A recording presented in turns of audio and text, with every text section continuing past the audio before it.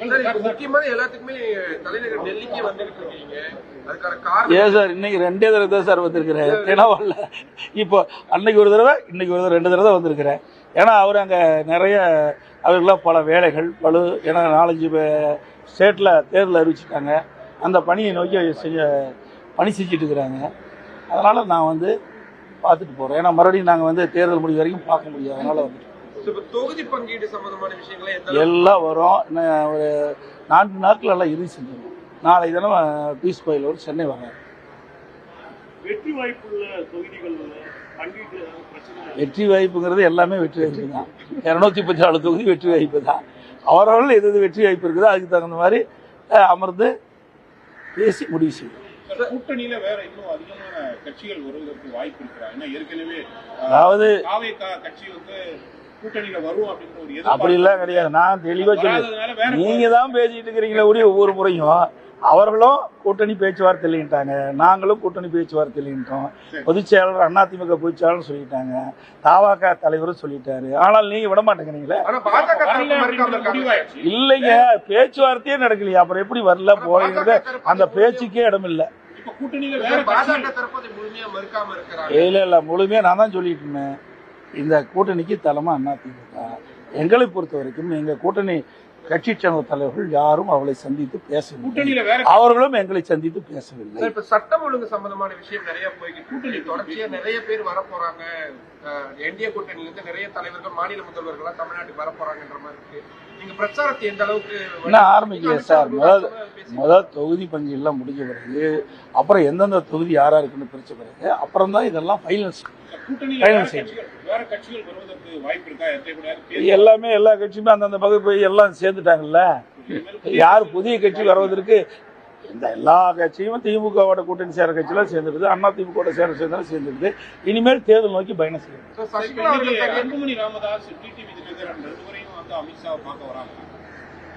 Sir அவரும் கலந்து பேசுறதுதான். எப்படி இருக்குது தமிழ்நாட்டுடைய அரசியல் சூழ்நிலை எப்படி இருக்குதுன்னு கலந்து பேசுறது. இப்போ விஜயகாந்த் கட்சி வந்து கூட்டணியில வராதனால அவங்களுக்கு கொடுக்கப்பட்ட அந்த சீட்டை வந்து சார் அதாவது அதெல்லாம் எதுவுமே இல்லை சார். உடைய கற்பனையான கேள்விகளை நாங்கள் பதில் சொல்ல முடியாது. ஏன்னா ஒரு 4 நாட்கள் நீங்க எல்லாம் தெரிஞ்சுக்கீங்க. 4 நாட்கள் எல்லாமே முடிஞ்சு, கவலைப்படாதீங்க. அந்த கூட்டணி திமுக தலைமையில் அமைக்கிற கூட்டம் மாதிரி கூட்டணி எங்க கூட்டணி கிடையாது.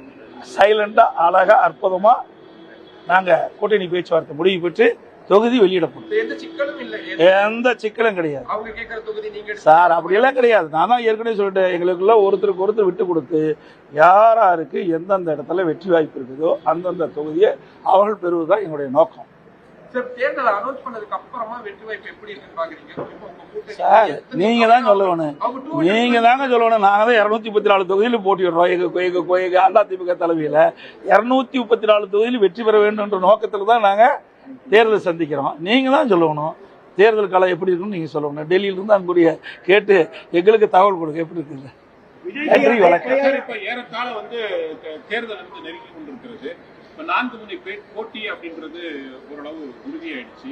அதிமுக கூட்டணி, திமுக கூட்டணி, விஜய் கட்சி ஒண்ணு, இந்த பக்கம் வந்து சீமான் கட்சி, 4 விதமான அணிகள் வந்து போட்டியிட்டு களத்தை பொறுத்தவரை எப்படி இருக்கும் அப்படின்னு நீங்க தாங்க கணிக்கணும். எப்படி இருக்குன்னா எங்களை பொறுத்த வரைக்கும் அனைத்து இந்திய அண்ணா திராவிட முன்னேற்ற கழகம் ஏற்கனவே 31 ஆண்டு காலம் தமிழகத்தில் ஆட்சி புரிந்த கட்சி, பல தேர்தலை சந்தித்த கட்சி, பல ஆண்டுகள் ஆட்சி புரிந்தது.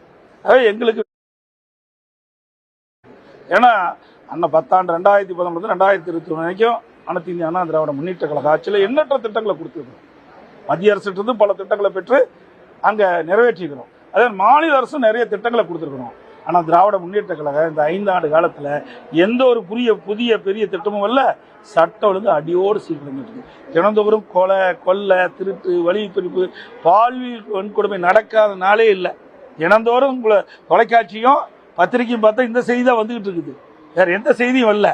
இவருடைய ஒரே சாதனை ஊழல் செய்துதான் சாதனை. இந்த ஆட்சி உள்துறை அமைச்சர் அமித்ஷாவை சந்திக்கும் போது ஏதாவது அறிவுரை இந்த மாதிரி செயல்பட வேண்டும் வெற்றிக்காக கிடையாது. ஒரு ஜென்ரலா ஆலோசனை பண்ணுவாங்க. 2-3 நாட்களா மூத்த நிர்வாகிகள் மகளிர் பத்தி சில கருத்துக்களை தெரிவித்தது ஒரு சார். அதாவது கூட்டத்தில் இருக்கும்போது ஒரு தவறான வார்த்தை வரும்போது அதை தவறை உணர்ந்து அதற்கு மன்னிப்பு கூறிவிட்டார்.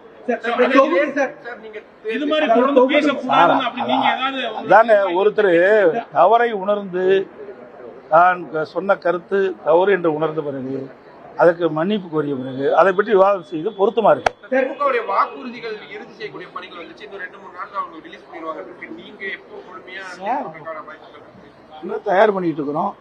கிட்டத்தட்ட நாங்க நாங்களும் ஒரு வாரத்துல எங்களுடைய தேர்தல் அறிக்கை வெளியிடப்படும்.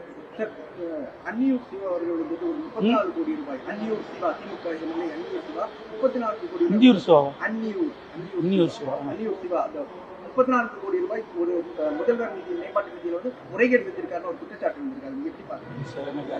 உங்களுக்கு ஒரு தெரியல. பிரதமர் உள்துறை அமைச்சர் எல்லாரும் எப்போ வந்து பிரச்சாரத்துக்காக வருவாங்க? சார், ஏற்கனவே பிரச்சாரத்தை தொடங்கப்பட்டு விட்டது. அதிமுக ஸ்பீடா போயிட்டு இருக்குது, எக்ஸ்பிரஸ் வேகத்துல போயிட்டு இருக்குது. தேர்தல் வந்து பிரச்சாரம் ஏற்கனவே பாரத பிரதமர் 3 முறை தமிழ்நாட்டுக்கு வந்து மதுராந்தகம் 1, மதுரை 1, திருச்சி 1 ஆக 3 இடங்களில பிரம்மாண்டமான தேர்தல் பிரச்சார கூட்டம் நடைபெற்று மேலும் தேர்தல் அறிவிக்கப்பட்டிருக்குது. பல மாநிலத்தில் தேர்தல் அறிவிச்சிருக்கிறாங்க.